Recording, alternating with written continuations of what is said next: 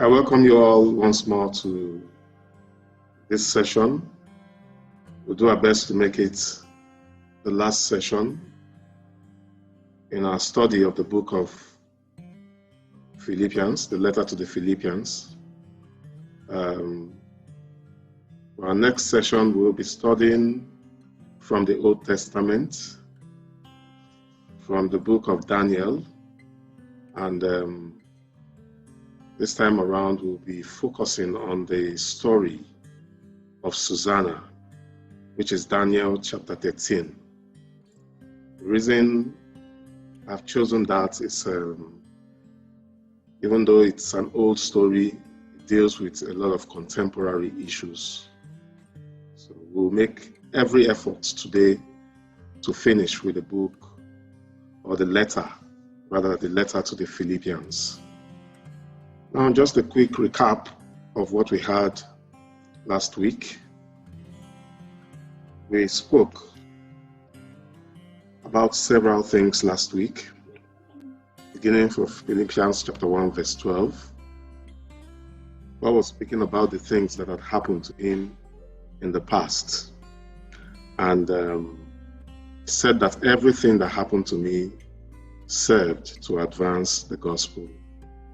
Perhaps he's pointing out something important to us, that the things that have happened in your past, how do you view them? Have you gotten to a point where you will see all the things that happened in your past as something positive? Because God does everything for the good of those who love him. So Paul looked at his past, looked at everything that happened to him. Even though many of those things were unpleasant, still he said, none of these things will rob me of my joy. They will not steal my joy. It's a very important Christian attitude. It's a very important Christian mentality.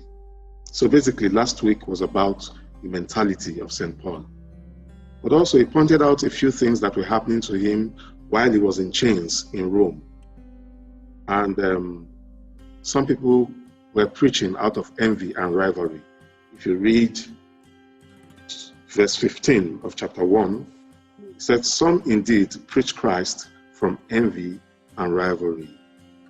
What that is simply saying is that before Paul came to Rome, there were Christians who were there.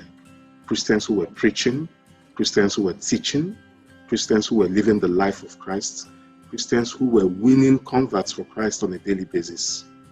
When Paul came, even though he was not free to move around the populace, still he was winning more converts than them. In fact, he converted so many people, the soldiers that were around him, all those who were in the house of Caesar where he was being held. All of those things, triggered a lot of envy and rivalry among Christians in Rome. So this also speaks to the motivation that is behind many of the things that we do. Motivation is everything. How can you be preaching Christ and preaching it out of envy? How can you preach Christ out of rivalry? It also speaks to our own day and time, how within the house of God, or anyone who has ever been a leader, you will understand that there are people who necessarily want to create strife. And we spoke so much about that last week.